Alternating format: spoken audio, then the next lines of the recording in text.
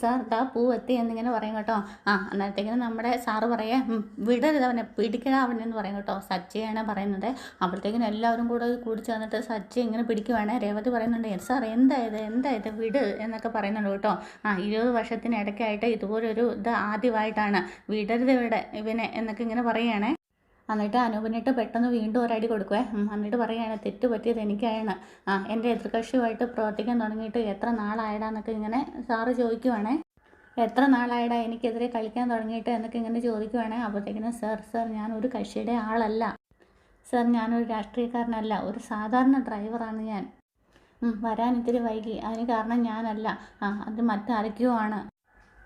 Sir order തന്ന മാലയുണ്ട് വണ്ടിക്കകത്തുണ്ട് എന്ന്, വണ്ടിയിൽ മാലയുണ്ടോ നോക്കടാന്നൊക്കെ പറയും കേട്ടോ.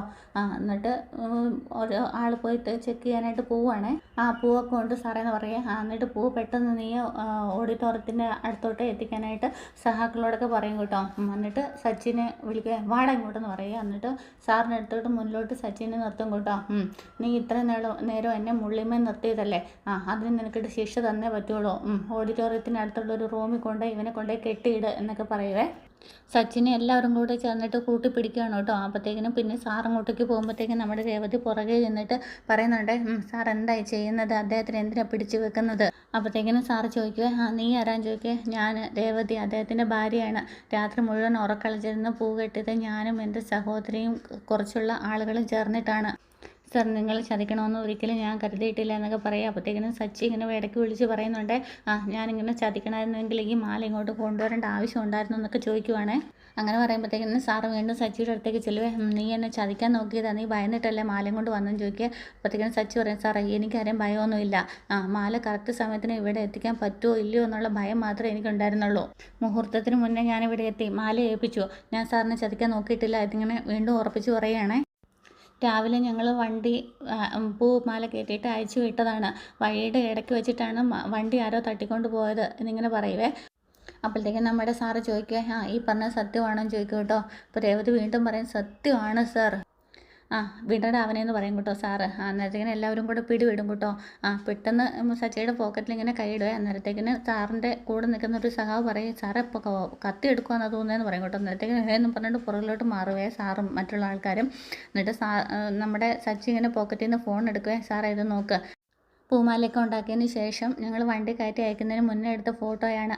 അതിന് ശേഷം നോക്ക്, ഇത് തട്ടിക്കൊണ്ട് പോയതിന് ശേഷം ഞാൻ ഗ്രൂപ്പിലിട്ട മെസ്സേജാണെന്ന് പറഞ്ഞിട്ട് വോയിസ് മെസ്സേജും ഫോട്ടോയും എല്ലാം സാറിനെ കാണിക്കും കേട്ടോ. അന്നേരത്തേക്കിനും സാറിന് മനസ്സിലാകുക, ശരിയാ വണ്ടി തട്ടിക്കൊണ്ട് പോയതാണല്ലേ എന്ന് ചോദിക്കുവേ. ആരാ അവൻ, ഏതാണ് അവൻ എന്നൊക്കെ ചോദിക്കുവേ. അവരെ ഞാൻ പിടികൂടിയതാണ്, പിന്നെ അവർ രക്ഷപ്പെട്ട് കളഞ്ഞു എന്നൊക്കെ പറയുവേ സച്ചി. തന്നെയല്ല, സമയത്ത് മാല എത്തിക്കേണ്ടിരുന്നത് കൊണ്ട് പെട്ടെന്ന് ഞാൻ ഇങ്ങോട്ടേക്ക് വരികയായിരുന്നു സാർ എന്നൊക്കെ പറയാം. അപ്പോൾ രേവതി പറയുന്നുണ്ട്, ഇദ്ദേഹം ചതിക്കാൻ നോക്കിയിട്ടില്ല സാർ എന്നൊക്കെ പറയുന്നുണ്ട്. മാല ഇവിടെ എത്തിക്കാൻ പറ്റുമെന്നുള്ള സങ്കടം മാത്രമേ അദ്ദേഹത്തിനുണ്ടായിരുന്നുള്ളൂ. അപ്പം എൻ്റെ എതിർ കക്ഷിക്കാർ ചെയ്ത പണിയാണിത്, എന്നോട് നേരിട്ട് മുട്ടാൻ പറ്റാഞ്ഞിട്ട് ഒളിഞ്ഞു നിന്ന് കളിച്ചതാണ് ഇവർ. വരട്ടെ, ഈ ഇലക്ഷന് ഞാൻ ആരാണെന്ന് കാണിച്ചു കൊടുക്കുക എന്നൊക്കെ ഇങ്ങനെ സാറ് പറയുകയാണേ. ഞാൻ നിന്നെ എന്തൊക്കെയോ പറഞ്ഞു, തെറ്റിദ്ധരിക്കരുത്, മനസ്സിൽ വെക്കരുത്, മാല എത്താതിരുന്ന ഭയം കൊണ്ടാണ് എന്നൊക്കെ പറയുവേ. ഇവന് കൊടുക്കാനുള്ള കാശ് എടുക്കുമെന്ന് പറയുക. അപ്പോഴത്തേക്കും നമ്മുടെ ബാഗൊക്കെ തുറന്നിട്ട് ഒരു കെട്ട് കാശ് എടുത്തിട്ട് കയ്യിലോട്ട് കൊടുക്കും കേട്ടോ. അഡ്വാൻസ് കഴിച്ചിട്ട് ബാക്കി നീ പറഞ്ഞ അത്ര തുകയും ഇതിനകത്തും ഉണ്ട് എന്ന് പറയുവേ. പൈസ ഇങ്ങനെ കൈ പിടിച്ചുകൊണ്ട് നിൽക്കുമ്പോഴത്തേക്കും നമ്മുടെ സച്ചി പറയുവേ, എൻ്റെ ഭാര്യയാണ് പൂക്കട്ടയുടെ ഓണർ, അവളുടെ കയ്യിലേക്ക് കൊടുത്തേക്കോ സാർ എന്ന് പറയും കേട്ടോ. പൈസ ഇങ്ങനെ കയ്യിൽ കിട്ടുമ്പോഴത്തേക്കിനെ ഒന്ന് തൊട്ടൊക്കെ തൊഴുവും കേട്ടോ, കണ്ണി വെച്ചിട്ട്. എന്നിട്ട് പറയാം, നന്ദി സാർ എന്നൊക്കെ പറയും കേട്ടോ. സച്ചിക്ക് ഒരുപാട് സന്തോഷമാവുകയാണ്. എന്നിട്ട് എല്ലാവർക്കും ഇങ്ങനെ സന്തോഷമാവുക കേട്ടോ, അനൂപിനും എല്ലാവർക്കും. സച്ചി, നീ എൻ്റെ മാനവും മര്യാദയാണ് നോക്കിയത്, മറ്റാരെങ്കിലും ആയിരുന്നെങ്കിൽ പേടിച്ച് പിന്മാറിയനായിരുന്നു. സച്ചി, നീ ധൈര്യമുള്ളവനാ.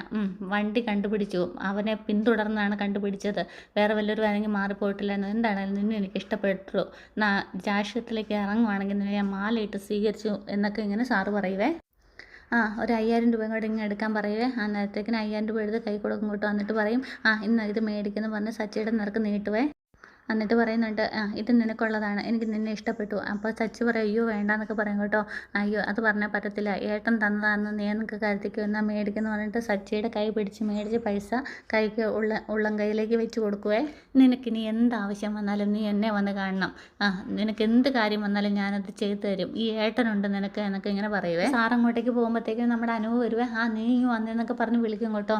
മുഹൂർത്തത്തിന് മുന്നേ നീ മാല എത്തിച്ചല്ലോ എന്നെ, അല്ലെങ്കിൽ എൻ്റെ തല പോയിട്ടുണ്ടാവും എന്നൊക്കെ നീ എന്നെ രക്ഷിച്ചു എന്നൊക്കെ പറയുവേ. ഞാൻ ഈ പൂവൊക്കെ എടുത്ത് വെക്കട്ടെ എന്ന് പറഞ്ഞ് നമ്മുടെ അനുപ് പോവേ. പിന്നെ രേവതി സച്ചി ഇങ്ങനെ സമാധാനത്തോട് കൂടിയിട്ട് ഇങ്ങനെ ആശ്വസിക്കുവേ, ചിരിച്ചൊക്കെ കാണിക്കും പരസ്പരം. പിന്നീട് കാണിക്കുന്നത് നമ്മുടെ ചച്ചിയുടെ എതിരാളി തന്നെയാണല്ലോ കൊണ്ടുപോയത്, നമ്മുടെ ശരത്തിൻ്റെ കൂടെയുള്ള മെയിനായിട്ടുള്ള വില്ലനായിരുന്നേ കൊണ്ടുപോയത്. അപ്പം വില്ലന്മാരെല്ലാവരും കൂടെ നോക്കി നിൽക്കുമോ കേട്ടോ. അപ്പം ഇങ്ങനെ പിടിച്ചെടുക്കാത്തതിൽ അവനിങ്ങനെ കല്ല് കൊണ്ടിട്ട് എല്ലാവരെയും തല്ലുന്നൊക്കെ ഉണ്ട്. സച്ചിയോട് നിങ്ങൾ പറഞ്ഞു ആൻ്റണിയാണ് ഇതൊക്കെ ചെയ്തതെന്ന് ഇങ്ങനെ ചോദിക്കുവേ. ഇല്ല ആൻ്റണി, ഞങ്ങൾ ആൻ്റണി അതൊന്നും പറഞ്ഞില്ല, ഞങ്ങൾ അവിടെ നിന്ന് ഓടി രക്ഷപ്പെടുകയായിരുന്നു. രാഷ്ട്രീയ പാർട്ടികളുടേതല്ലേ പ്രോഗ്രാം, അപ്പം അതിനെതിരായിട്ടുള്ള ആളുകൾ എന്തോ ചെയ്തതാണെന്നാണ് അവൻ വിചാരിച്ചിരിക്കുന്നത് എന്നൊക്കെ ഇങ്ങനെ പറയുവേ. പിന്നീട് കാണിക്കും നമ്മുടെ രേവതിയും സച്ചിയും ഇങ്ങനെ ഓട്ടോയിൽ വരുവാണ്. എന്നിട്ട് പറയുന്നുണ്ട് അവർ വന്നോന്ന് ചോദിക്കുവേ. അവർ വന്നു, അവരോട് എന്തിനാ ഇങ്ങോട്ട് വരാൻ പറഞ്ഞതെന്ന് ചോദിക്കുവേ. അന്നേരം പറയും വണ്ടി തട്ടിക്കൊണ്ട് പോയ കാര്യം അവർ അറിഞ്ഞിരുന്നു, അതുകൊണ്ടാന്ന് പറയുവേ. മറ്റാരുമല്ല, നമ്മുടെ പൂ കെട്ടിയ ചേച്ചിമാരാണ്. പിന്നീട് നമ്മുടെ ചേച്ചിമാരുടെ അടുത്തേക്ക് സച്ചിയും രേവതിയും കൂടെ വന്നിറങ്ങുകയാണ്.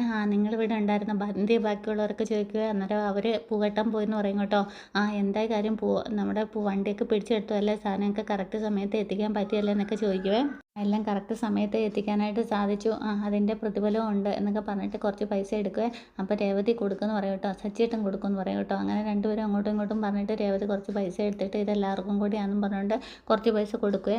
നമ്മുടെ ചേച്ചിമാരാരും പൈസ മേടിക്കുന്നില്ല കേട്ടോ, ഞങ്ങൾ പൈസയ്ക്ക് വേണ്ടിയിട്ടല്ല വന്നത്, രേവതി ഞങ്ങളുടെ ഒരു മോളെ പോലെയാണ് എന്നൊക്കെ പറയുക. എന്നിട്ട് പൈസ മേടിക്കുന്നില്ല അവരെ. പിന്നെ അവർ നിർബന്ധിക്കും കേട്ടോ, സച്ചി നിർബന്ധിക്കും, രേവതി നിർബന്ധിക്കുക. അപ്പം സച്ചി നീ മകനെ പോലെയും രേവതി മകളെ പോലെയാണ്, അപ്പം ഞങ്ങളുടെ സന്തോഷം നിങ്ങൾ അംഗീകരിച്ചേ പറ്റുള്ളൂ എന്നൊക്കെ പറയുവേ.